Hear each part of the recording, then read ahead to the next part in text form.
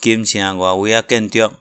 辛伯正甲法国人2月落勘查地势了后，决定伫三群新起造炮台，买手请法国工程师马赫图来设计监工。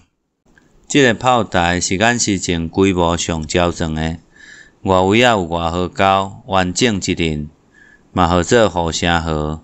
外河高西平面有起一条暗沟仔，通去安平港。大流水的时，海水会为暗沟仔流入来外河沟。毋若安尼，小流水的时，暗沟仔的挂会将暗沟仔喙踢掉咧，所以海水袂阁流出去。这款设计真厉害，外河沟规年透天拢有水，而且水面通依次固定遐悬。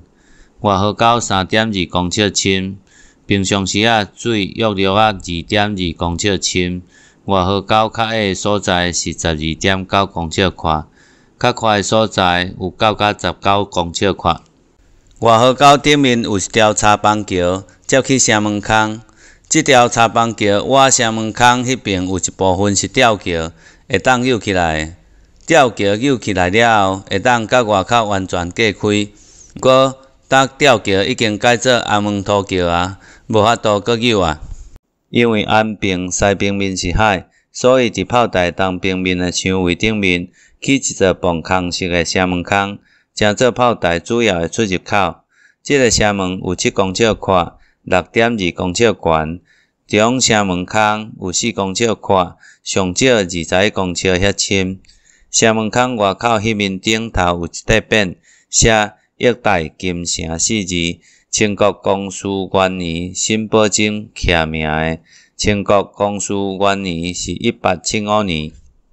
具体按算6个月炮台会当完工，建筑材料煞买运送拢有钱着，搁因为起造的人零定国债钱，一直延到1876年才完工。建筑经费本正按10万两尔，增加到大约13万两。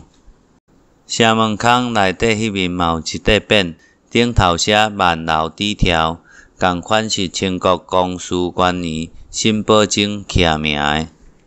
金城面积总计有 3.7 甲宽，4颗链长设一链有576公尺长，会当互15个兵仔伫内底操练。